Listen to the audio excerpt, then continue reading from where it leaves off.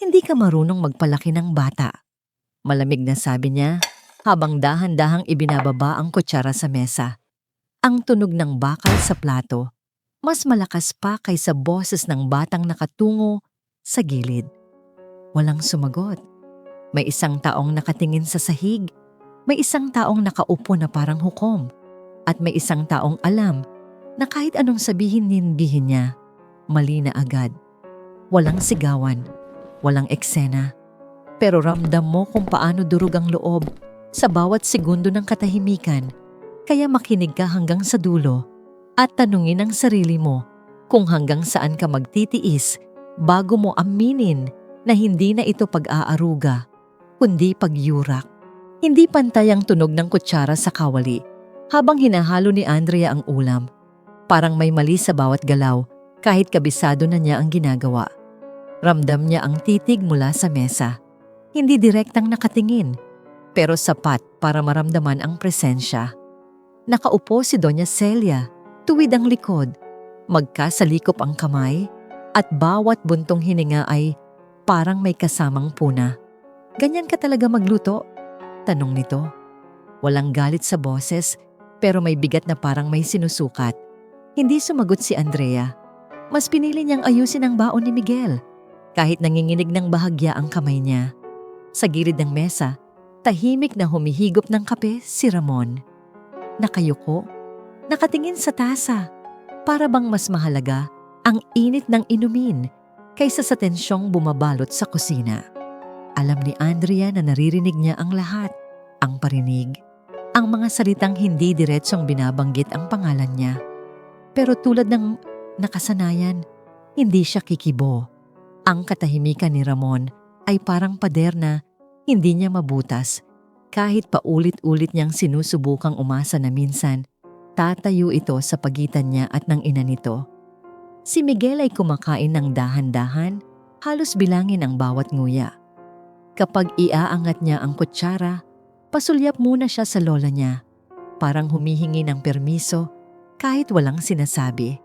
Minsan, nahuhuli ni Andrea ang mabilis na pag-urong ng balikat ng anak niya kapag may bahagyang tunog mula sa mesa. Gusto niyang sabihing, "Okay lang anak," pero natigil siya. Parang mas ligtas para kay Miguel ang manahimik kaysa magsalita. At iyon ang mas masakit, ang makita ang sariling anak na natutong umiwas, hindi dahil sa mali, kundi dahil sa takot. Paglabas niya ng bahay para itapon ang basura, sinalubong siya ng boses ng kapitbahay. Hindi diretsong chismis, pero sapat para maintindihan. "Mahirap talaga kapag ang manugang hindi marunong makinig," sabi ng isa, kunwaring nagwawalis lang. Alam ni Andrea kung kanino galing ang mga salitang iyon. Hindi na bago, pero sa bawat ulit, parang may bagong hiwa sa loob niya. Bumalik siya sa loob ng walang imik, dala ang amoy ng alikabok at ang pakiramdam na kahit sa labas ng bahay, hindi siya ligtas. Sa maghapon, tinapos ni Andrea ang mga gawaing bahay na parang naka-autopilot. Naglaba, naglinis, nag-ayos ng kwarto ni Miguel. Walang mali sa itsura ng bahay. Maayos, tahimik, parang normal. Pero sa ilalim ng katahimikan, may nakaipong pagod na hindi nawawala kahit matapos ang gawain. Nang umuwi si Ramon sa gabi, tumangulang ito bilang bati. Kumain silang tatlo sa mesa, kasama si Doña Celia, na tahimik na ngayon pero ramdam pa rin ang presensya. Ang katahimikan ay hindi pahinga. Isa itong babala na may susunod na sasabog. Magkatabi sina Andrea at Ramon sa kama ng gabing iyon, pareho nang nakatalikod. Walang tanong kung kamusta ang araw, walang simpleng usapan. Naririnig ni Andrea ang mabigat na paghinga ng asawa, tanda ng pagod. Gusto niyang magsalita, sabihin ang lahat ng bigat sa dibdib niya, pero natigil siya. Ilang beses na niyang sinubukan at ilang beses na ring nauwi sa pagbigyan mo na. Kaya pinili niyang manahimik kahit mas masakit iyon kaysa magsalita. Bago tuluyang pumikit, may narinig siyang mahinang boses mula sa kabilang kwarto. Si Doña Celia, kinakausap si Miguel. Hindi sigaw, hindi sermon, mga salitang parang payo. Kapag lalaki ka na, dapat marunong kang makinig sa nakatatanda. Sabi nito, hindi lahat ng sinasabi ng nanay mo, tama. Napakapit si Andrea sa kumot. Alam niyang hindi dapat yun palampasin, pero pagod na siyang lumaban sa paraang laging siya ang nagmumukhang mali. Nakahiga siya roon, gising ang diwa kahit nakapikit ang mata.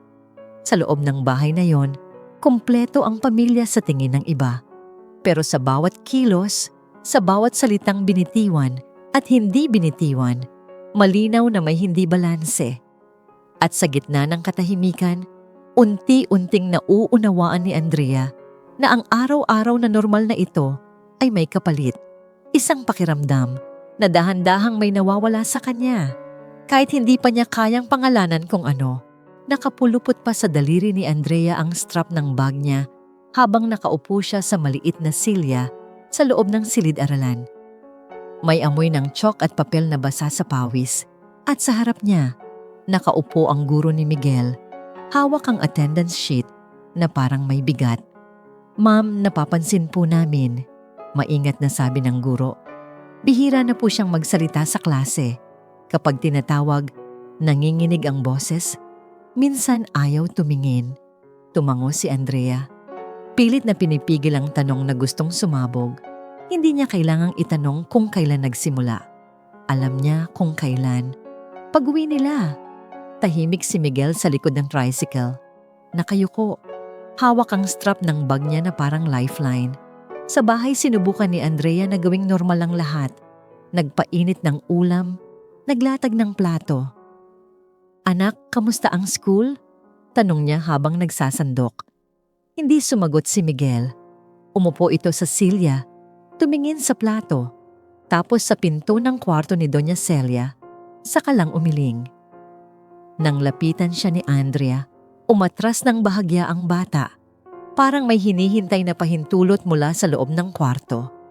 Lumalim ang hinga ni Andrea. Umupo siya sa tabi ng anak. Maingat ang boses. May nangyari ba? Tanong niya. Dahan-dahan. Muling tumingin si Miguel sa pinto, saka umiling ulit. Hindi galit ang naramdaman ni Andrea, kundi isang malamig na takot. Ang pakiramdam na may pader sa pagitan nila at hindi niya alam kung kailan itinayo iyon. Tumayo siya, iniwan ang mesa at nagpunta sa sala kung saan nagkakape si Ramon. Napansin mo ba si Miguel? Diretsong tanong niya, pinipigil ang panginginig sa boses. Tumingin si Ramon saglit saka bumalik sa tasa. Ano na naman? Sagot nito. Ikinuwento ni Andrea ang sinabi ng guro, ang katahimikan ng anak nila, ang pag-iwas ng tingin. May epekto na, dagdag niya. Hindi na lang ito tungkol sa atin. Huminga si Ramon, mabigat. Hayaan mo na, sabi niya, halos pabulong. Matatanda na yan, ganyan talaga. Parang may bumagsak sa loob ni Andrea, hindi sigaw, hindi away, kundi isang malinaw na pagsuko. Kinagabihan, habang nagliligpit siya ng mga pinggan, narinig niya ang boses mula sa mesa. Buti pa noong ako ang nagpapalaki, sabi ni Doña Celia, tuwid ang likod, hindi tumitingin sa kanya. Mas maayos ang disiplina. Nandoon si Miguel, tahimik, nakikinig. Napahinto si Andrea. Hawak ang basang plato at naramdaman niya ang init sa mukha niya. Gusto niyang sumagot, ipagtanggol ang sarili, ipaliwanag ang lahat. Pero naroon ang anak niya at alam niyang anumang sasabihin niya ay tatatak din doon. Pumasok siya sa banyo at isinara ang pinto. Ang ilaw ay malamig. Ang salamin ay may bakas ng tubig. Doon lang bumigay ang katawan niya. Hindi malakas ang yak. Pinipigilan niya. Tinatakpan ang bibig ng palad. Hindi ito galit na umiiyak, kundi pagod na pagod. Ang sakit ay hindi dahil sa sinabi ng biyenan, kundi sa pakiramdam na unti-unting lumalayo ang anak niya at wala siyang magawa. Kinabukasan, maaga siyang nagising para ihanda ang almusal. Si Miguel ay lumabas ng kwarto, tuwid ang lakad, dumiretso sa mesa. kain na, sabi ni Andrea. Inaabot ang plato. Huminto si Miguel tumingin sa lola niya. Pwede na, sabi ni Doña Celia. Doon lang kumuha ng kutsara ang bata. Napakagat si Andrea sa labi. Maliit na bagay lang yon, pero malinaw ang mensahe. May ibang tinig na mas sinusunod. Sa pag-alis ni Miguel papuntang school, sinubukan niyang yakapin ang anak. Bahagyang tumigas ang balikat ng bata bago ito yumakap pabalik. Mabilis, parang nagmamadali. Naiwan si Andrea sa pinto, hawak ang hangin. Sa loob ng bahay umupo siya sa mesa at tiningnan ang mga plato, ang mga bakas ng normal na umaga. Sa unang pagkakataon, malinaw niyang naramdaman ang pagkawala, hindi ng pagmamahal, kundi ng tiwala. At sa katahimikan na yon, alam niyang may binabayaran na siya. Kahit hindi pa niya alam kung hanggang saan aabot ang halaga. May kumatok sa gate habang nagwawalis si Andrea sa bakuran. At bago pa man siya makalapit, bumukas na yon. Si Liza ang pumasok. May hawak na paper bag at may pilit na ngiti sa labi. Dumaan lang ako, sabi nito. Parang walang bigat ang boses. Alam kong mahirap ang sitwasyon mo. Hindi pa man nakakasagot si Andrea, umupo na si Liza sa bangkong kawayan. Tila kabisado na ang lugar at oras. May dala siyang merienda, parang paalala na hindi siya kaaway. Habang nagtitimpla ng kape si Andrea, nagsalita si Liza na parang nag-iingat sa bawat salita. Alam mo ba, umpisa niya, kapag wala ka, ang daming sinasabi ni Mama. Bahagyang nagtaas ng kilay si Andrea. Hindi ka raw marunong makisama, pabaya ka raw minsan. Dagdag ni Liza, kunwari nag-aalangan. Tumigil ang kamay ni Andrea sa paghalo ng kape. Hindi bago ang mga salitang iyon. Pero iba ang tama kapag may naguulat. Parang may patunay ang mga hinala niya. Umupo sila sa mesa at tuloy-tuloy ang kwento ni Liza. Minsan sinasabi niya kay Ramon na, baka pagod ka lang, kaya ganyan ka. Sabi nito, sabay buntong hininga. Sabi ko nga sa kanya, intindihin ka. Tumango si Andrea. Hindi sigurado kung pasasalamat ba ang nararamdaman o pagod. Sa bawat salitang binibitawan ni Liza, nararamdaman niyang may kakampi siya. Isang bagay na matagal na niyang hinahanap sa loob ng bahay na yon. Alam mo, sabi ni Liza, lumapit ng bahagya. Baka mas mabuti kung huwag ka munang kumibo. Napatingin si Andrea sa kanya. Hindi dahil mali ka, dagdag nito agad, kundi para hindi lumala. Alam mo naman si Mama, kapag pinatulan, mas nagiging matigas. May luhika ang tunog, may lambing. Sa gitna ng pagod ni Andrea, ang payo ay parang pahinga. Isang paraan para pansamantalang huminto ang gulo. Kinagabihan, binanggit ni Andrea kay Ramon ang plano niyang mag-ipon para humanap ng maliit na inuupahan. Hindi pa tapos ang pangungusap niya nang maalala niya ang sinabi ni Liza. Siguro wag na muna, sabi niya sa sarili at binawi ang salita. Tumango lang si Ramon, halatang relieved. Okay lang, sagot nito, basta tahimik. At doon, hindi na niya itinuloy ang plano. Isang desisyong ginawa niya hindi dahil gusto niya, kundi dahil naniwala siyang iyon ang mas makabubuti. Hindi alam ni Andrea na sa kabilang araw kinausap ni Liza si Ramon sa labas ng bahay. Pagod lang talaga si Andrea, sabi nito, parang nagtatanggol. Minsan kasi sobra siyang emosyonal, kaya nagkakagulo. Umiling si Ramon, hawak ang cellphone. Oo nga, sagot niya. Kailangan lang ng pasensya. Hindi na niya tinanong si Andrea, hindi na niya inusisa. Ang bersyon ni Liza ay sapat na. Sa loob ng bahay napansin ni Andrea ang pagbabago. Mas malakas ang loob ni Doña Celia. Mas direkta ang mga puna. Huwag mo nang pakialaman yan, sabi nito minsan habang inaayos ni Andrea ang bag ni Miguel. Alam ko ang ginagawa ko. Napatingin si Andrea kay Liza na naroon din. Pero ngumiti lang ito. Parang sinasabing tiisin mo muna. At tiniis nga ni Andrea. Ang bawat sumbat, ang bawat parinig. Sa hapagkainan, mas madalas nang si Doña Celia ang nagsasalita. Si Ramon ay tahimik, gaya ng dati. Si Miguel ay mas madalas tumingin sa lola niya kaysa sa ina. At si Andrea, sa gitna nilang lahat, ay unti-unting natutong umatras. Hindi siya sumasagot, hindi siya kumukontra. Iniisip niyang baka ito ang tamang paraan para bumuti ang lahat. Ngunit sa bawat araw na sinusunod niya ang payo ni Liza, mas lumalawak ang espasyong kinukuha ni Doña Celia. Ang mga desisyong dati pinaghahatian, ngayon ay ipinapataw. Ang mga salitang dati bulong, ngayon ay malinaw na. Hindi pa ito nakikita ni Andrea bilang panlilinlang. Sa isip niya, ito ay sakripisyo, isang pansamantalang pagtiklop para sa kapayapaan. Hindi niya alam na sa likod ng mga ngiti at payo, may ibang usapan na ang huwag munang kumibo ay hindi para humupa ang gulo, kundi para mas tumibay ang kontrol. At habang pinipili niyang manahimik, may ibang tinig ang lalong lumalakas sa loob ng bahay. Isang tinig na unti-unting kumakain sa espasyong dapat sanay kanya. May bahagyang nakabukas na bintana sa kwarto ni Doña Celia at doon dumadaloy ang boses na hindi naririnig ni Andrea. Nakaupo si Liza sa tabi ng higaan, hawak ang kamay ng ina, parang nag-aalaga. "Huwag ka nang mag-alala, ma," sabi niya. Marahan pero may diin. "Ako na ang bahala." Umiling si Doña Celia, may bahid ng pagkainis sa mukha. "Ang hirap kapag hindi ka sinusunod," sagot nito. Ngumiti si Liza, isang nangiting may kumpiyansa.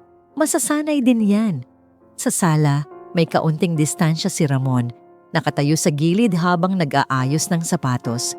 Naririnig niya ang mga piraso ng usapan, sapat para mabuo ang isang kwento. Lumabas si Liza mula sa kwarto at lumapit sa kanya. "Alam mo naman si Andrea," sabi nito, parang nag-aalala. Mabait, pero minsan sobra ang emosyon. Tumango si Ramon, hindi na nagtatanong. Hindi niya hinanap ang bersyon ng asawa niya. Sapat na ang narinig niyang paliwanag para matahimik ang konsensya niya. Sa loob ng kwarto, lalo pang tumigas ang tindig ni Doña Celia. "Buti pa ikaw," sabi nito kay Liza. "Marunong kang umintindi." Napangiti si Liza, bahagyang yumuko. "Kasi alam ko kung paano ka pakisamahan," sagot niya. Sa bawat salitang iyon, tumataas ang loob ni Doña Celia. Parang may pahintulot siyang maging mas direkta, mas matapang, dahil may kakampi na siya na malinaw ang posisyon. Sa kusina, abala si Andrea sa paghiwa ng gulay. Hindi niya alam na may usapang nagaganap sa likod niya. Naririnig niya lang ang mahihinang tawanan mula sa kwarto. Iniisip niyang mabuti iyon. Ibig sabihin, may kausap si Doña Celia, hindi siya. Sa isip niya, may kakampi pa rin siya. Si Liza, na laging may payo, laging may pangunawa. Hindi niya alam na ang bawat ngiti ay may katumbas na desisyong hindi niya napagdesisyunan. Isang hapon, narinig ang boses ni Liza sa telepono. Bahagyang nakababa ang tono pero malinaw ang laman. "Mas okay na ako ang malapit kay mama para sigurado," sabi niya, sabay tawa na parang biro. "Alam mo na, praktikal lang." Hindi narinig ni Andrea ang usapang yon. Pero malinaw sa mga salitang yon ang motibo. Hindi lang pag-aalaga, kundi posisyon. At habang tumatagal, mas nagiging agresibo si Doña Celia dahil naniniwala siyang may basbas ang bawat kilos niya. "Bakit ganyan ang ayos ng kwarto?" tanong ni Doña Celia isang gabi, diretsyong nakatingin kay Andrea. "Hindi ba dapat mas maayos?" Hindi sumagot si Andrea. Nakatingin siya kay Liza, umaasang may sasabihin. Ngunit ngumiti lang si Liza, parang sinasabing, "Hayaan mo na." At hinayaan nga. Ang bawat pagkakataon yon ay parang maliit na hakbang palayo sa sariling espasyo. Sa labas ng bahay habang nagdidilig ng halaman si Liza, kinausap siya ni Nena, ang kapitbahay. "Kawawa ka naman," sabi nito, kunwaring simpatya. Tumawa si Liza bahagyang umiling. Konting tiis pa, sagot niya. Mapapagod din yan. Hindi galit ang tono. Hindi rin panlalait. Isang kalkuladong paghihintay. Ang mga salitang yon ay parang plano na matagal nang binubuo. Sa loob, patuloy ang paniniwala ni Andrea na hindi siya nag-iisa. Kapag may masakit na salita si Doña Celia, iniisip niyang baka pagod lang ito. Kapag tahimik si Ramon, iniisip niyang naiintindihan naman siya. At kapag nandyan si Liza, nararamdaman niyang may nakikinig. Hindi niya alam na ang katahimikan ni Ramon ay bunga ng kwentong hindi niya narinig at ang presensya ni Liza ay may sariling direksyon. Sa bawat araw na lumilipas, mas tumitibay ang loob ni Doña Celia. Mas malakas ang boses, mas diretso ang utos. Ganito ang gawin mo, huwag ganyan. Makinig ka. At sa bawat utos, umaatras si Andrea, hindi dahil duwag siya, kundi dahil naniniwala siyang ito ang paraan para manatiling buo ang pamilya. Ang audience ay nakikita ang buong larawan, ang mga usapang hindi niya naririnig, ang mga desisyong ginagawa nang wala siya. At sa gitna ng lahat ng iyon, nananatili si Andrea sa paniniwalang may kakampi siya sa bahay. Isang paniniwalang unti-unting nagiging delikado dahil habang umaasa siya, mas lumalalim ang hawak ng iba sa buhay na dapat sanay kanya. May tunog ng sandok na tumatama sa kawali, hindi bilang puna, kundi sabay sa mahinahong paghinga ng kusina. Hindi sumisigaw si Doña Celia, hindi rin nakakunot ang noo. Tahimik siyang nakatayo sa tabi ni Andrea, nakamasid habang hinihiwa ang sibuyas at sa unang pagkakataon, walang salitang sumasakit. Mas konti ang asin, sabi nito. Parang payo lang. Tumango si Andrea, bahagyang nagingiti at ipinagpatuloy ang pagluluto na parang may nabawasang bigat sa hangin. Isang linggo na ang lumipas na walang malalakas na boses. Sa umaga, tahimik ang hapagkainan. Sa gabi, wala ang pamilyar na parinig.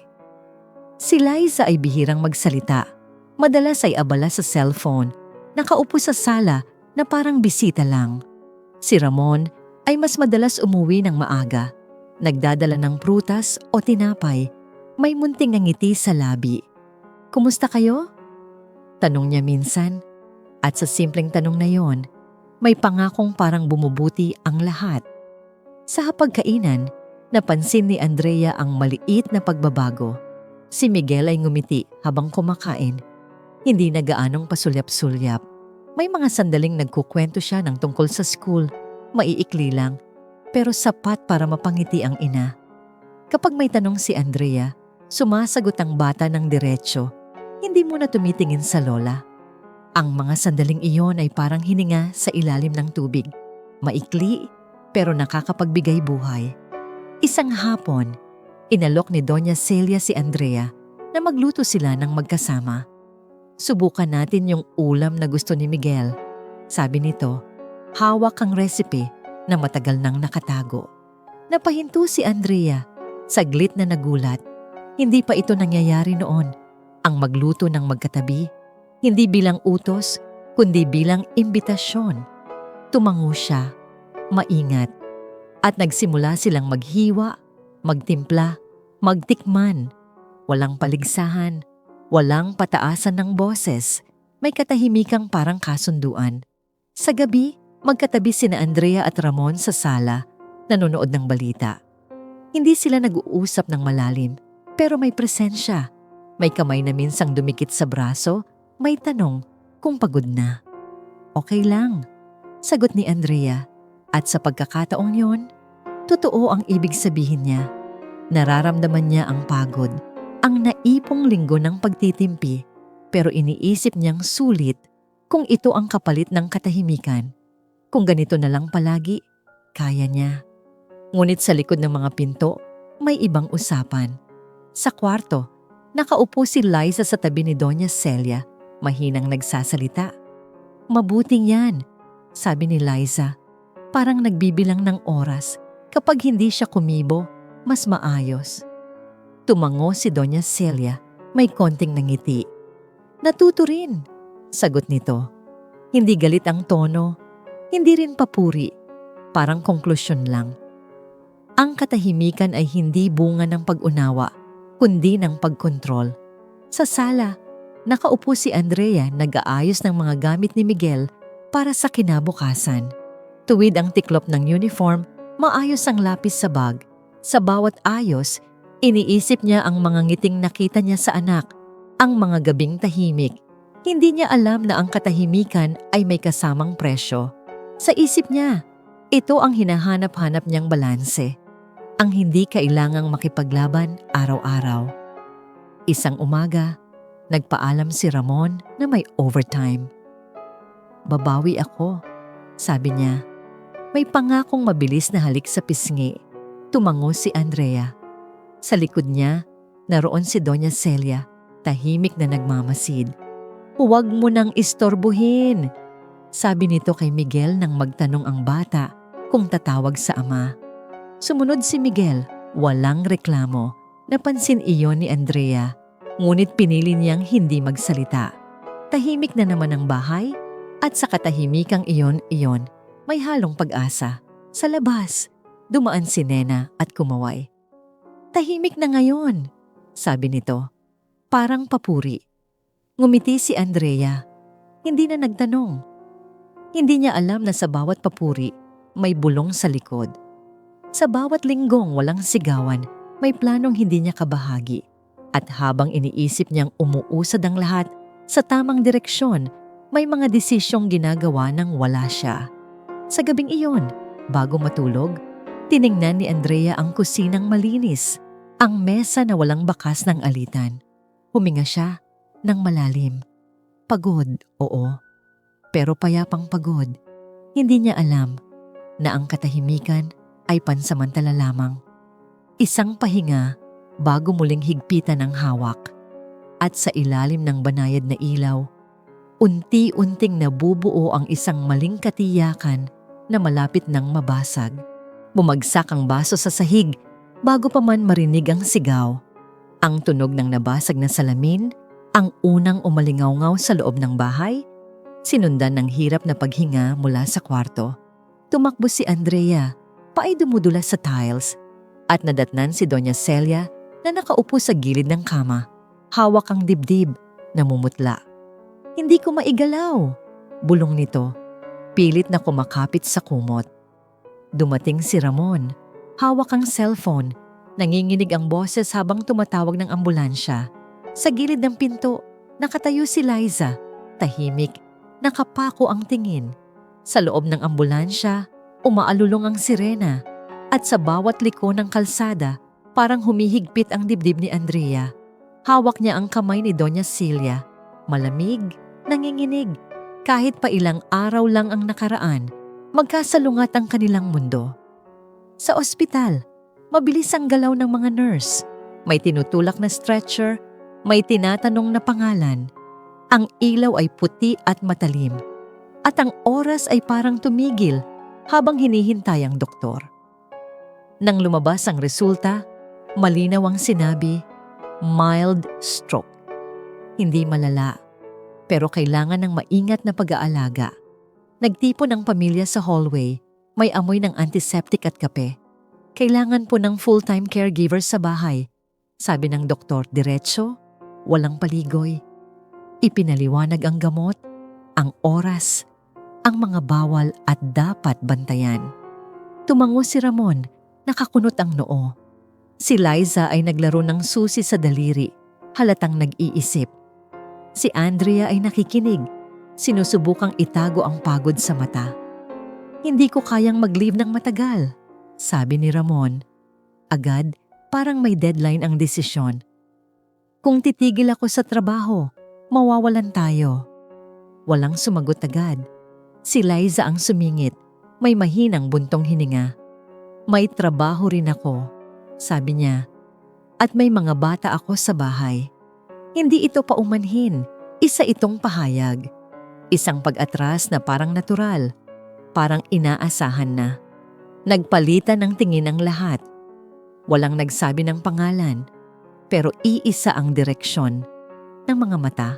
Kay Andrea, hindi diretsong pakiusap, hindi rin utos, isang katahimikan na mas mabigat pa sa anumang salita.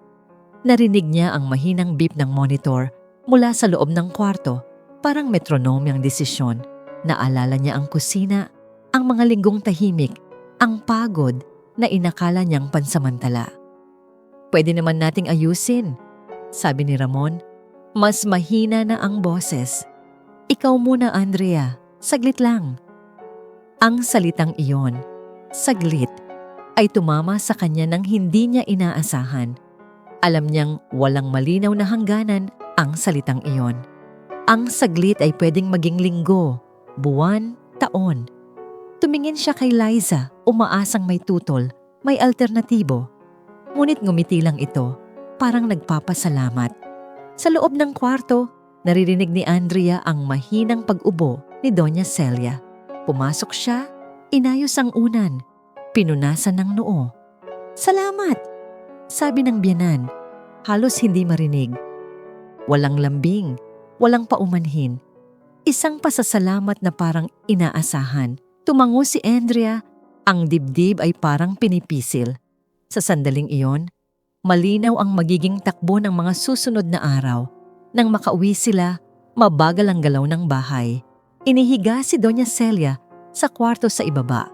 May listahan ng gamot na nakadikit sa pader. May orasan na kailangan sundin. "Ako na," sabi ni Andrea. Inaabot ang baso ng tubig. Walang tumutol. Si Ramon ay umupo sa sala, nakatitig sa cellphone. Si Liza ay nagpaalam. May yakap na mabilis. May pangakong babalik kapag kaya. Sa kusina, naglagay si Andrea ng mga bote sa isang tray. Tinandaan ang oras sa papel. Ang bawat galaw ay may bigat na parang selyo. Alam niyang sa sandaling ito, may tinanggap siyang responsibilidad na hindi na basta mababawi. Hindi ito heroism, hindi rin kabayanihan. Isa itong pagpili na ginawa dahil walang ibang pumili. Nang gabing iyon, sa pagitan ng pag-inom ng gamot at pag-check ng presyon, naramdaman niya ang unang hiwa ng bagong buhay. Walang sigawan, walang drama, isang tahimik na paglipat. Sa kama, narinig niya ang paghilik ni Ramon, ang mahinang yabag ng bahay. Pumikit siya, hindi para magpahinga, kundi para ihanda ang sarili. Alam niyang mula rito, may mga bagay na magbabago ng tuluyan. At kahit hindi pa niya kayang pangalanan ng ang takot, malinaw na ang desisyong yon ay may kapalit na hindi na niya kayang bawiin.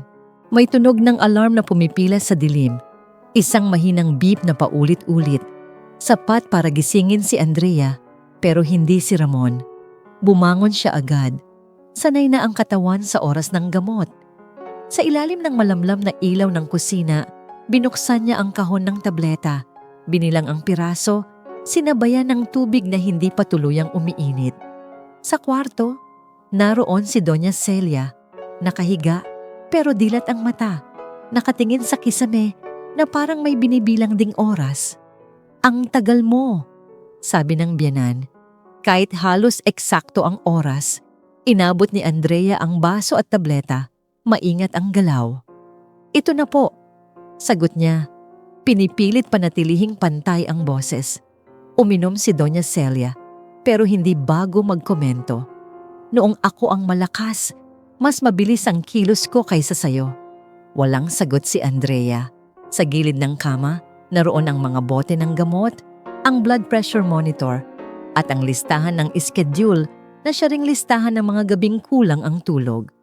Sa umaga, maaga ring umaalis si Ramon, halatang pagod.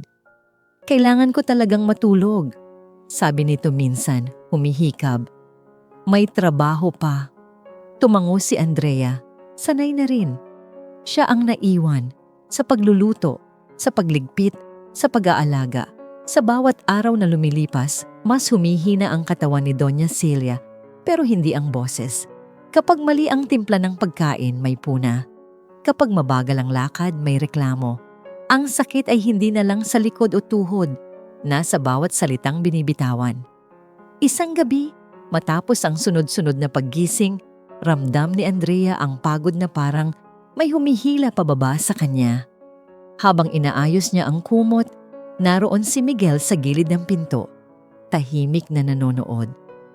"Kulang ka talaga sa pasensya," biglang sabi ni Doña Celia, malakas, malinaw. "Konting bagay lang, parang hirap na hirap ka na." Napahinto si Andrea.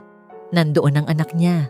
Gusto niyang ipaliwanag, ipagtanggol ang sarili, pero pinili niyang lunukin ang salita. Tumalikod siya, nanginginig ang kamay. Kinabukasan, habang naglalaba si Andrea sa labas, dumaan si Nena. May dalang walis at usisero ang tingin. Hindi niya sinasadya o ganun ang palabas na marinig ang sinabi ni Miguel. "Mas gusto ko na lang matulog," sabi ng bata. Mahina pero malinaw. Para hindi sila nag-aaway. Parang may humila sa dibdib ni Andrea. Hindi siya gumalaw. Ang mga salitang yon ay hindi galit, hindi paratang, pagod. At doon niya naramdaman ang unang tunay na pagkatalo. Pumasok siya sa banyo at isinara ang pinto. Ang ilaw ay masyadong maliwanag. Ang salamin ay walang awa. Nakita niya ang sarili. Namumugto ang mata. Payat ang muka parang ibang tao. Doon bumigay ang tuhod niya. Umupo siya sa sahig. Yakap ang sarili. Nanginginig. Hindi ito iyak ng galit. Ito ang iyak ng isang inang pakiramdam ay hindi na niya kayang ipagtanggol ang anak niya sa sariling bahay. Sa labas, tuloy ang araw. May tunog ng TV sa sala. May kalansing ng pinggan. Sa kabilang kwarto, narinig niya ang boses ni Liza sa telepono. May halakhakan. "Oo nga," sabi nito. Parang may biro. Sumagot si Doña Celia. May tawa ring mahinang-mahina pero malinaw. Hindi niya narinig ang buong usapan. Pero sapat ang tono para maintindihan. Magaan, kampante, parang walang problema. At sa sandaling iyon, malinaw kay Andrea na wala siya sa kwentong yon. Lumabas siya ng banyo na parang walang nangyari. Nagpunas ng mukha, nag-ayos ng buhok. Sa kusina, naghanda siya ng pagkain. Sa kwarto, inayos niya ang gamot. Walang nagtanong kung okay lang siya. Si Ramon ay natutulog, kailangan ng pahinga. Si Liza ay wala, pero ang presensya niya ay naroon sa bawat tawa na narinig ni Andrea. Si Miguel ay pumasok sa kwarto, umupo sa kama, tahimik. Hinaplos ni Andrea ang buhok ng anak, hindi nagsalita. Wala siyang masabi na makapagpapagaan. Sa gabing iyon, habang nakahiga siya, gising ang katawan kahit pagod na pagod. Ang mga salitang narinig niya ay paulit-ulit sa isip. "Mas gusto ko na lang matulog." Hindi na ito simpleng alitan. Isa na itong sugat na hindi niya kayang takpan ng pagtitiis. At sa gitna ng katahimikan, malinaw ang pakiramdam. Sa laban na ito, siya ang natalo. Hindi dahil mahina siya, kundi dahil pinili niyang manatili. At sa pananatiling iyon, may mga bagay na unti-unting nawala sa kanya. Kabilang ang tiwalang kaya pa niyang iligtas ang sarili at ang anak niya mula sa isang bahay na hindi na niya matawag na tahanan. Nanginginig ang kamay ni Andrea habang binibilang ang mga tableta. Ang tunog ng plastik na lalagyan ay masyadong malakas sa tahimik na kusina. Nakahain na ang almusal, umausok pa ang kanin. Pero ang tingin niya ay nakapako sa kulay ng gamot. Isang segundo lang ang lumipas bago niya napansin ang mali. Ibang tableta ang nasa maliit na tasa. Napakapit siya sa gilid ng mesa. Mabilis na pinalitan ng gamot at hinigop ang hangin na parang may hinabol na tren. Sa kwarto, naroon si Doña Celia, inuubo, naghihintay. Pumasok siya, dala ang baso at ang tamang gamot. Pilit na tinatakpan ng kaba. "Ito na po," sabi niya. Masyadong maingat ang boses. Ininom ng biyena ng tableta. Walang tingin, walang pasasalamat. Sa gilid ng kama, nakaayos ang blood pressure monitor at ang papel na may schedule. Mga paalala ng responsibilidad na hindi natutulog. Lumabas si Andrea. Ang dibdib ay mabigat pa rin. At dumiretso sa sala kung saan nagbibihis si Ramon. Pwede ba akong magpahinga kahit isang araw lang? Tanong niya. Hindi malakas, hindi rin pakiusap. Parang tanong na matagal nang inipon. Hindi siya tinignan ni Ramon. Hinila lang nito ang medyas, inayos ang sinturon, at kinuha ang susi. Late na ako, sagot niya. Parang hindi narinig ang tanong. Nakatayo si Andrea sa gitna ng sala, hawak ang walang sagot. Umalis si Ramon na walang lingon, iniwan ang katahimikan na mas mabigat kaysa pagtanggi. Sa kusina, dumaan si Miguel, bit-bit ang bag. Anak, sabi ni Andrea, aabutin sana ang bata para yakapin. Hindi huminto si Miguel, dumiretso siya sa pinto, nagsuot ng sapatos, at lumabas ng walang paalam na yakap. Naiwan si Andrea sa pintuan, ang kamay ay nakabitin sa hangin, parang naputol ang galaw sa kalagitnaan. Ang tunog ng gate na sumara ay may kasamang bigat na hindi niya maalis. Pumasok siya sa banyo at binuksan ang gripo. Tiningnan niya ang sarili sa salamin. Maputla ang mukha, namamaga ang mata. Hindi niya malaman kung galit ba ang nakikita niya o pagod. Parang pareho, pero wala ang init. May lamig na hindi niya kilala. Pinunasan niya ang mukha, sinubukang huminga ng pantay, ngunit parang hindi umaabot sa dibdib ang hangin. May tunog mula sa labas, boses ni Nena, pamilyar, at may halong chismis. Swerteng-swerte pa nga siya. Narinig niyang sabi ni Doña Celia, malinaw, parang may ipinagmamalaki. Inaalagaan ko pa. Napahinto si Andrea. Ang gripo ay patuloy na umaagos. Ang tubig ay parang hindi nauubos. Hindi niya alam kung kanino nakatuon ang mga salitang yon. Sa kapitbahay, sa mundo, o sa kanya. Ang sakit ay hindi sumabog. Umupo lang sa loob niya, mabigat, walang hugis. Lumabas siya ng banyo at nag-ayos ng mesa. Ininit ang ulam. Inayos ang mga bote ng gamot. Nilagyan ng marka ang papel. Ang bawat galaw ay parang checklist. Walang emosyon, walang tanong. Sa kwarto, umubo si Doña Celia. Huwag mong kalimutan ang 2:00, sabi nito. Tumango si Andrea. Kahit hindi siya tinignan, ang oras ay naging kaaway at kaibigan, parehong sumusunod at naniningil. Pagdating ng hapon, tiniklop niya ang mga damit ni Miguel, maingat ang tiklop, parang may sinusunod na panuntunan. Naisip niyang magpadala ng mensahe kay Ramon, pero binura rin. Wala siyang lakas para magpaliwanag ng pagod na matagal nang nakikita. Sa labas, may batang naglalaro. May tumatawang kapitbahay. Sa loob, tahimik ang bahay. At sa katahimikang iyon, unti-unting nawawala ang pakiramdam. Kinagabihan, tinapos niya ang huling oras ng gamot. Isinara ang ilaw sa kusina at naupo sa gilid ng kama. Walang luha ang pumatak. Wala ring kirot na gustong sumigaw. May manhid na espasyo sa dibdib niya na mas nakakatakot kaysa iyak. Dahil hindi niya alam kung paano ito pupunuin.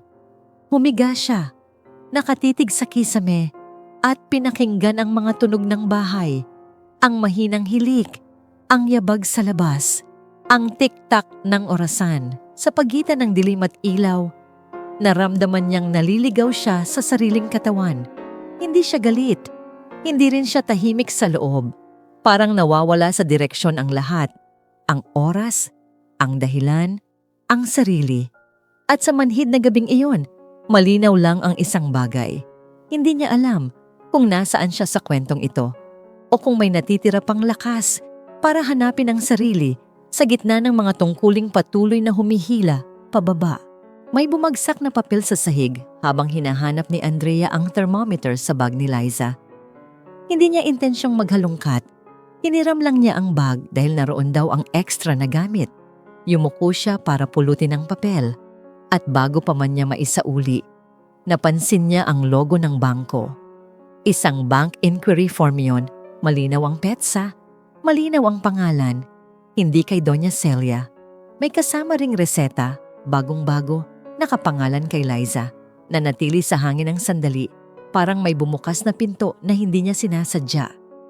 Ibinigay niya agad ang bag kay Liza nang pumasok ito sa kwarto. Walang imik, walang tanong. Ngunit ang mga mata niya ay hindi na makabalik sa dati. Lumabas siya ng bahay para magtapon ng basura at sa labas, naroon si Nena, nakatayo sa bakod. May kausap sa telepono. Hindi niya intensyong makinig, ngunit narinig niya ang pangalan. Oo, habang mahina pa, sabi ni Nena. Mahina ang boses pero malinaw ang mga salita. Inaayos na raw ni Liza ang mga papeles. Napahinto si Andrea. Ang kamay ay nakahawak pa rin sa plastic. Hindi na niya narinig ang kasunod. Sapat na ang mga salitang iyon para gumalaw ang isip niya. Pagbalik niya sa loob, ang bahay ay parang mas makitid. Ang bawat sulok ay may kasamang tanong. Naalala niya ang mga payo ni Liza noong mga unang buwan. Ang wag kumibo, ang magtiis, ang hayaan na lang. Noon, inakala niyang iyon ay pag-unawa. Ngayon, parang may ibang tunog ang mga alaala. Parang may direksyon. Ang bawat pagkakataong pinili niyang manahimik ay parang may pumalit na desisyon na hindi niya ginawa. Habang naghahanda siya ng hapunan, naroon si Ramon sa sala, abala sa cellphone. Hindi niya sinasadya o baka sinasadya na mapansin ang pangalan ni Liza sa screen. Si Liza, sabi niya. Parang normal lang. Lumapit si Andrea at sa isang iglap ng katahimikan, nakita niya ang mga mensahe. Hindi niya binasa lahat. Sapat na ang tono. Masyado talagang emosyonal si Andrea. Baka kailangan lang niyang intindihin si Mama. Hayaan mo muna. Huwag mo siyang kontrahin. Ang mga salita ay parang salamin. Mga piraso ng kwentong hindi niya narinig. Ngunit siya ang laman. Hindi siya nagsalita. Inilapag niya ang plato sa mesa at bumalik sa kusina. Ang tunog ng kutsara sa pinggan ay may kasamang pagkabigla. Sa isip niya, bumalik ang mga eksenang dati walang saysay. Ang biglang pag-iba ng tono ni Doña Celia matapos kausapin si Liza. Ang mga araw na tahimik na ngayon ay mukhang sinadyang katahimikan. Ang kumpiyansang biglang sumulpot sa boses ng biyenan na parang may basbas mula sa iba. Umupo si Andrea sa bangko at ipinikit ang mata. Hindi ito isang malaking revelasyon na may kasamang sigaw. Ito ay unti-unting pagbuo ng larawan. Parang puzzle na matagal nang nasa mesa. Ang reseta, ang bank inquiry, ang mga bulong, ang mga mensahe, ang payo na palaging nauuwi sa pag-atras niya. Hindi aksidente ang lahat. May gumagalaw sa likod, may direksyon, may layunin. Nang dumating si Liza sa kusina, may dalang ngiti at tanong kung okay lang siya.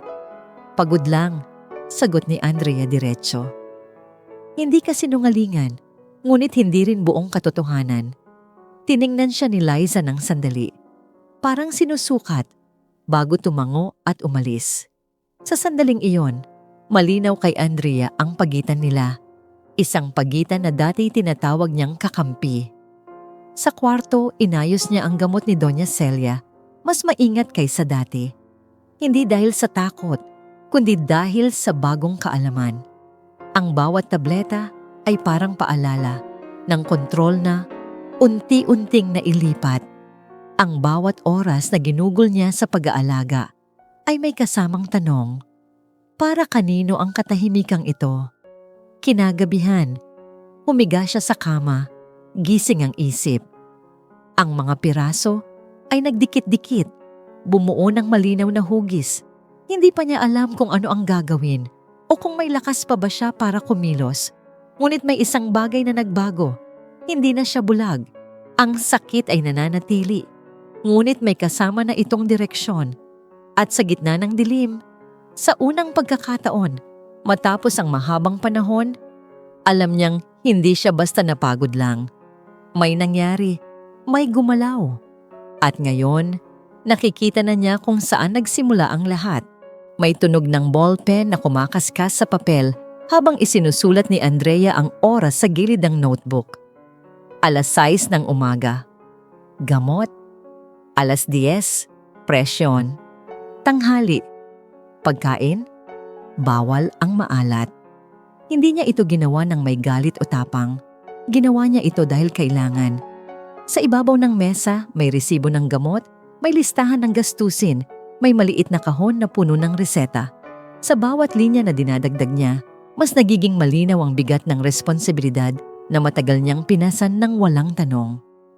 Nang dumating ang schedule ng follow-up, sinamahan niya si Doña Celia sa klinika. Tahimik ang biyahe, ang tunog lang ng makina at ang mahinang ubo ng biyenan ang maririnig. Sa loob ng silid ng doktor, umupo siya ng tuwid, hawak ang notebook. Gaano po ba talaga kalala? Tanong niya, diretsahan. Ipinaliwanag ng doktor ang kondisyon. Stable, pero kailangan ng bantay, hindi buong araw, hindi buong gabi. May mga bagay na pwede nang gawin ng pasyente. Dagdag nito. Tumango si Andrea, isinusulat ang bawat detalye, parang may binubuong mapa. Pag-uwi, inilagay niya ang notebook sa gitna ng mesa. Hindi ito paninindigan, hindi rin hamon. Isang talaan lang ng katotohanan. Hinintay niya si Ramon na matapos magbihis. Kailangan nating mag-usap, sabi niya, walang taas ng boses. Umupo si Ramon, pagod ang mata. Ipinakita ni Andrea ang listahan. Oras, gastos, payo ng doktor. Hindi ko na kayang gawin lahat, sabi niya. Hindi ito reklamo, isa itong pahayag. Tahimik si Ramon, tumango minsan, umiling minsan. Walang malinaw na sagot, pero hindi rin siya tumutol. Sa hapon, inayos ni Andrea ang mga gamit ni Miguel para sa school. Tinawag niya ang anak at pinaupo sa tabi niya. Anak, sabi niya, maingat ang tono. Kung may mga bagay na hindi ko nagawa para sa'yo, patawad. Napatingin si Miguel. Gulat. Okay lang ma, sagot nito. Pero may alinlangan sa boses. Hinaplos ni Andrea ang likod ng bata. Hindi niya ipinaliwanag ang lahat. Sapat na ang pag-amin na may mga sandaling hindi niya kayang ipagtanggol ang anak sa paraang gusto niya. Kinagabihan, habang naghahanda siya ng gamot, may bahagyang pagbabago sa kilos niya. Mas maayos ang galaw, mas malinaw ang oras. Hindi dahil bumuti ang pakiramdam niya, kundi dahil may direksyon na ang ginagawa. Hindi ito lakas ng loob, ito ay pangangailangan. Sa sala, nanonood si Ramon ng balita. Tahimik. Wala pa ring desisyon na binibigkas, ngunit may puwang na nabuksan. Isang puwang na matagal nang sarado. Bago matulog, binalikan ni Andrea ang notebook. May mga pahina pang bakante. Hindi niya alam kung saan hahantong ang lahat, pero alam niyang hindi na siya basta umaasa. Ang pagdodokumento ay hindi paghahanda sa gulo. Paghahanda ito sa katotohanan. Kung may mangyari, may hawak siyang oras, salita, gastos. Mga bagay na dati lumulutang lang sa hangin. Humiga siya sa kama na may kakaibang bigat sa dibdib, ngunit may kaunting katahimikan sa isip. Hindi siya sigurado kung tama ang ginagawa niya o kung may susuporta sa kanya kapag dumating ang oras. Ngunit sa unang pagkakataon, matapos ang mahabang panahon, may ginawa siyang hindi lang para tumahimik ang paligid, kundi para marinig ang sarili. At sa pagitan ng dilim at ilaw, pumikit siya nang may desisyong hindi pa buo. Isang desisyong hindi niya pa kayang pangalanan, pero alam niyang unti-unti nang humuhubog. May kaluskos ng papel sa reception habang tinatawag ang pangalan ni Doña Celia at sabay-sabay silang tumayo na parang may iisang hila. Sumunod si Andrea sa likod. Hawak ang maliit na envelope at ang notebook na matagal nang kasama ng mga gabi niyang kulang sa tulog. Sa loob ng klinika, malamig ang ilaw at pantay ang tunog ng aircon. Parang sinasabi nitong pantayin din nila ang boses. Umupo si Ramon sa gilid, si Liza sa kabila, at si Doña Celia sa harap ng mesa ng doktor. May bahagyang nangiti na parang pamilyar na eksena ito. Nagsimula ang doktor sa mga numero. Presyon, resulta ng tests, mga paalala. Tumango si Liza. Paminsan-minsan ay may buntong hininga. Mahirap po talaga ang pag-aalaga. Singit niya, Hindi tumitingin kay Andrea. Hindi lahat kaya yan. May himig ng pagod ang boses. May pahaging ng sakripisyo. Hindi pa rin nagsalita si Andrea. Nakatingin lang siya sa mesa, pinapakinggan ang bawat salitang parang binibilang. Nagpatuloy ang usapan. Kailangan pa rin ng bantay, sabi ng doktor. Pero hindi naman buong araw. Sa salitang iyon, napatingin si Andrea. Si Liza ang unang sumagot. Kasi po, minsan gabi-gabi kailangan. Sabi niya, bahagyang umiling. Mabigat. Tumango si Doña Celia, walang tingin kay Andrea. Si Ramon ay tahimik, nakakunot ang noo, parang may kulang sa naririnig. Doon huminga ng malalim si Andrea. Hindi malakas, hindi pauna. Isang hinga na may desisyon. Inilapag niya ang envelope sa mesa at binuksan ang notebook. Pwede po bang magdagdag? Tanong niya. Maayos ang tono. Tumigil ang doktor. Tumango. Tahimik ang silid. Binasa ni Andrea ang unang linya. Ito po ang oras ng gamot. 6:00, 10:00, 12:00. Sabi niya, diretso. Ito ang mga gabing nagising ako. Ito ang mga gastos. Ito ang mga payong ibinigay sa akin. Nag-angat siya ng tingin kay Liza, hindi bilang hamon, kundi bilang katotohanan. Sinunod ko ang payong huwag kumibo. Dagdag niya, na magtiis para hindi lumala. Walang galit sa boses, pero may linaw. Ang nangyari, mas lumawak ang desisyong ipinataw sa akin. Hindi ako nagdesisyon. Ako ang sumalo. May bahagyang galaw si Ramon, parang gustong magsalita, pero hindi niya nagawa. Ipinakita ni Andrea ang resibo, ang schedule, ang tala ng doktor mula sa huling konsultasyon. Ayon po dito, sabi niya, sabay abot sa doktor. Hindi kailangan ng buong gabing bantay araw-araw. Tumingin ang doktor, tumango. Tama, sagot nito. Ang salitang iyon ay parang gumalaw sa hangin.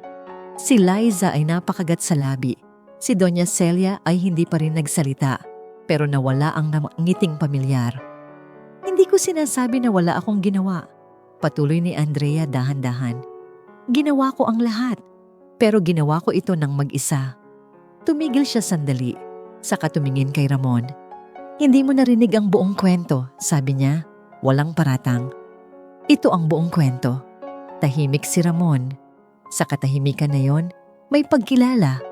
Hindi pa paghingi ng tawad, ngunit pag-amin ng kakulangan. Sumubok magsalita si Liza. Hindi ko naman naputo lang salita.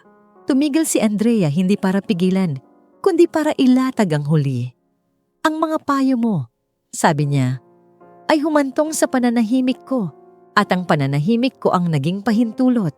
Walang sigaw, walang luha, isang pangungusap na may bigat dahil totoo. Naghilom ang silid sa katahimikan. Ang doktor ay naglinaw ng plano, oras ng bantay, paghahati ng gawain.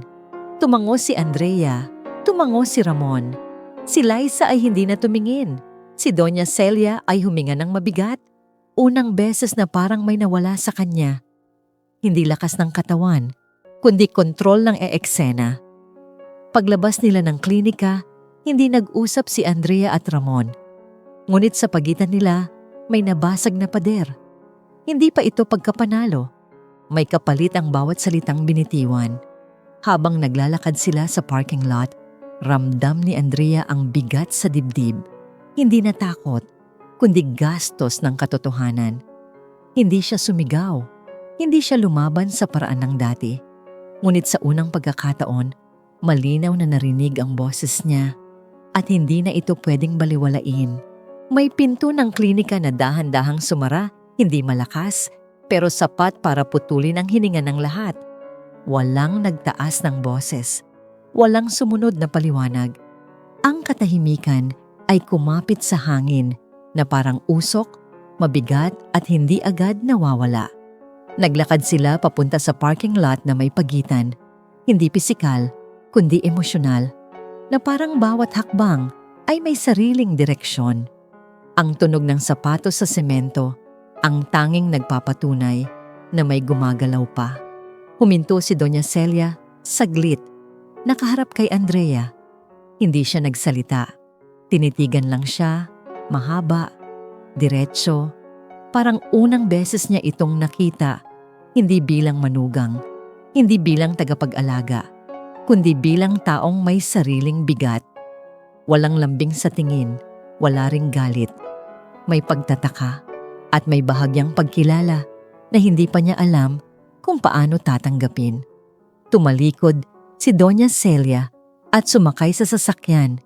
Isinara ang pinto ng dahan-dahan, parang may pinipigil na sasabog kung bibigyan ng tunog. Si Liza ang unang nagsalita, ngunit hindi para manatili. "May lakad pa ako," sabi niya. Mabilis, iniayos ang bag. Iwas ang tingin, sabay ngiting pilit. Walang nagtanong kung anong lakad o kung kailan babalik.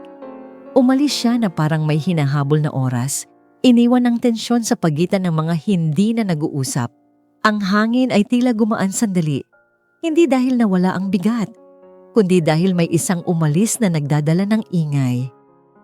Sa biyahe pa uwi, walang radyo, walang tanong.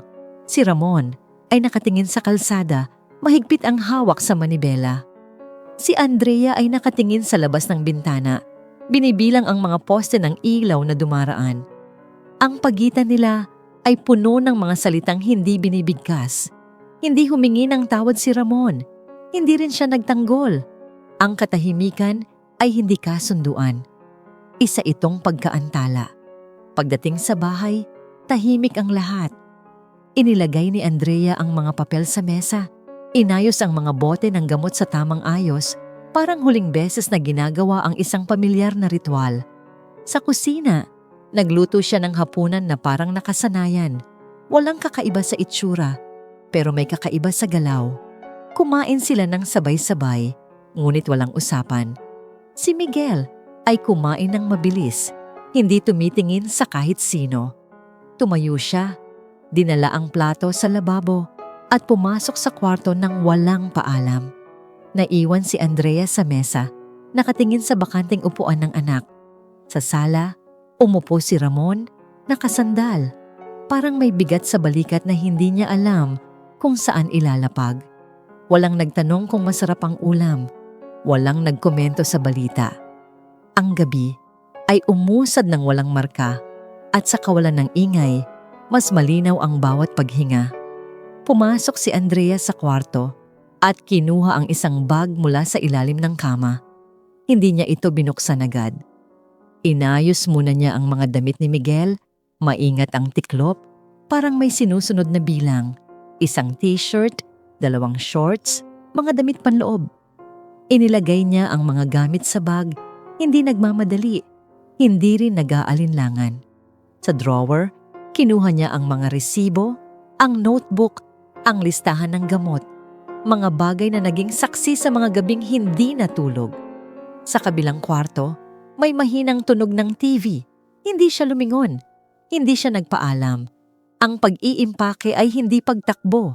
Isa itong pagkilos na matagal nang inihahanda. Hindi niya alam kung kailan niya sasabihin o kung paano. Alam lang niya na kailangan niyang maghanda kahit walang malinaw na plano. Sa bawat zipper na isinasara, may bahagyang pag-igting sa dibdib. Hindi takot, kundi pag-unawa sa bigat ng gagawin. Bago isara ang bag, tumigil siya sandali. Tumingin sa paligid ng kwarto. Ang mga dingding, ang bintana, ang ilaw na matagal na niyang kinikilala. Hindi ito pamamaalam. Isa itong pagbilang. Sa labas, tahimik ang gabi. Walang sigaw. Walang dramang magpapatunay ng tama o mali. Ang katahimikan ay nanatili, mas mabigat kaysa anumang away, dahil dito walang malinaw na panalo o talo. Tanging mga bagay na hindi na maibabalik sa dati. Inilagay niya ang bag sa tabi ng pinto. Hindi halata, pero handa. Umupo siya sa kama at huminga ng dahan-dahan. Sa sala, naroon pa rin si Ramon, tahimik. Sa kwarto ni Miguel, sarado ang pinto. Sa gitna ng bahay na ito, may mga desisyong nagsimula nang gumalaw kahit wala pang salita. At sa katahimikan ng gabing iyon, malinaw na ang mga susunod na hakbang ay hindi na pwedeng ipagpaliban. Kahit walang nagbanggit ng plano, kahit walang humiling ng paliwanag. May tunog ng zipper na maingat na hinihila pababa, hindi minamadali, hindi rin pinipigilan. Umaga pa lang ay gising na si Andrea. Nakatayo sa sala habang inaayos ang huling detalye. Sa mesa, iniwan niya ang malinaw na listahan, oras ng gamot, dami, bawal at pwede, nakalagay sa gitna, hindi tinago. Tiningnan niya ang paligid na parang sinisiguro kung may nakaligtaan. Hindi gamit kundi obligasyon. Sa pinto, nakatayo si Miguel, bit-bit ang maliit na bag. Tahimik pero alerto.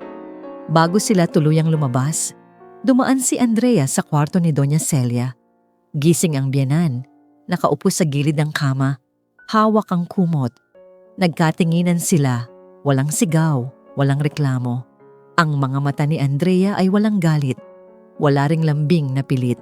May malinaw na hangganan, isang linya na hindi na pwedeng tawirin. Tumango siya bilang paalam, hindi paghingi ng pahintulot at tumalikod. Sa pinto, naroon si Ramon. Nakatayo lang siya, hawak ang doorknob, parang hindi sigurado kung bubuksan o isasara. Hindi niya hinarangan ng daan, hindi rin siya sumunod. Nagtagpo ang mga mata nila, saglit, walang paliwanag, walang pangako. Sa katahimikang iyon, malinaw na pareho nilang alam na may desisyong ginawa na hindi na kayang bawiin ng isang salita. Lumabas si Andrea na may tuwid na likod. Kahit mabigat ang hakbang. Sa jeep, magkatabi silang mag-ina. Magaan ang umaga, pero mabigat ang loob. Hindi nagsalita si Miguel. Nakatingin sa bintana, binibilang ang mga tindahang dumaraan. Hinawakan ni Andrea ang kamay ng anak. Mahigpit, pero hindi masakit. Ramdam niya ang init ng palad ni Miguel. Parang paalala na hindi siya nag-iisa sa paglipat na ito. Walang luha, walang drama, isang tahimik na pag-alis. Ang bagong inuupahang kwarto ay maliit. May bintanang may kalawang, ang rehas at isang ilaw na medyo mahina. Inilapag ni Andrea ang bag sa tabi ng kama, inayos ang mga damit sa isang plastic drawer.